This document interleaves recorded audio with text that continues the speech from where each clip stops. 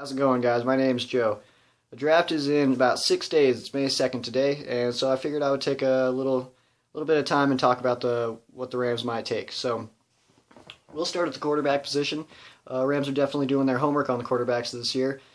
A.J. McCarron was worked out by the Rams in Alabama yesterday, and St. Louis Rams are in Texas A&M today working out Johnny Manziel along with some other players from A&M.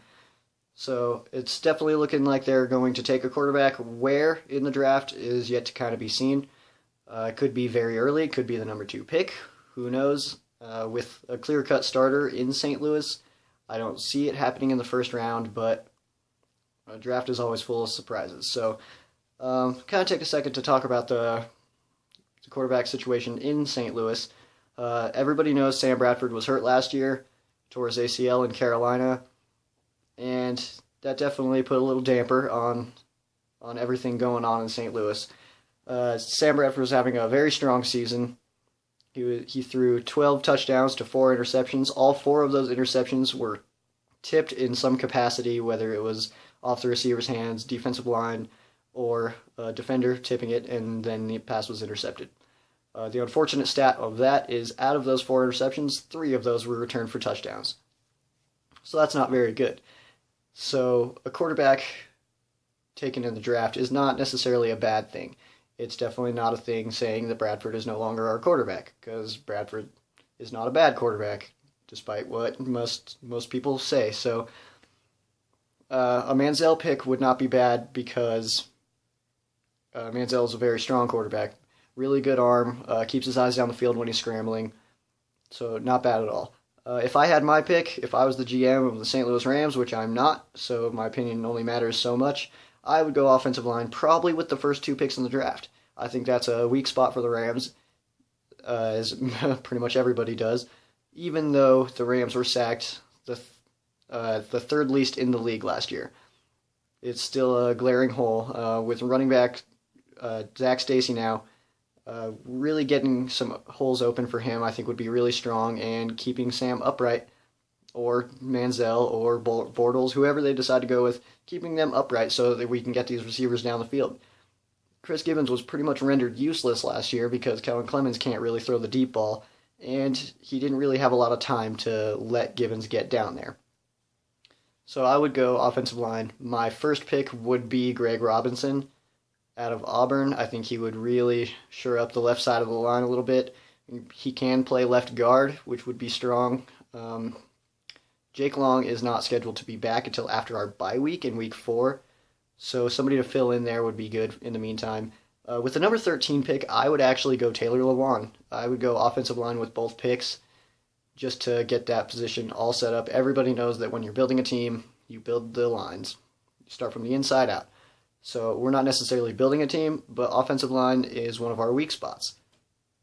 And on the other side of the ball, we've got a new defensive coordinator, Greg Williams, coming in, who plays a lot of fast, hard-hitting defense. So I think a good pick there would be maybe a Calvin Pryor, which wouldn't be able to drop to the second round, so he would need to be somebody who's picked at number 13. So I don't want Clowney. I think Clowney is completely overrated. I won't go too far into that, but I don't want him at all. And we don't need help on the defensive line. Robert Quinn had a huge year. Chris Long is by no means slowing down or a bad player anymore. And Michael Brockers has really stepped up as a defensive tackle. So I think we could use a strong side linebacker with Ogletree on the weak side and Laurinaitis in the middle. And definitely a safety. I like our corners. a lot. I like Jenkins and Jermaine Johnson on the outside with McGee playing nickel. I think that's actually not bad at all. McGee is yet to really prove much, but he is a strong player. And being in the system for a year, or playing with the players, not really the system, since Greg Williams is coming in, but he's not bad. He's a good role play kind of guy. So the other the other position that keeps coming up is wide receivers. I don't think the Rams really need a wide receiver. We got Tavon Austin, Stedman Bailey, Chris Gibbons, Brian Quick, Austin Pettis, and Kenny Britt on the roster right now. And Justin Veltung is not back on the practice squad. He's just on the roster. So that's 7 wide receivers on the roster. So I don't see the St. Louis Rams going wide receiver with an early pick at least. Maybe not a bad pick would be Brandon Cooks, but again, I don't think he'll fall to the second round. I think there will be 4 wide receivers taken in the first round, and Brandon Cooks will be one of them, with Watkins and Evans and, a couple others that are rated pretty high. I like Cody Latimer. He could potentially go in the 4th round. That's actually my 4th wide receiver that I have going in the 4th round, or in the 1st round, sorry. And from there, it kind of gets a little bit more slim, but still some good picks out there. So I think I'm going to go ahead and do a video a week from today, on Friday, talk about the 1st round, see what the Rams actually did. And so there's no more of this speculation, what they will, what they won't do. So we'll get caught up with that, and go Rams.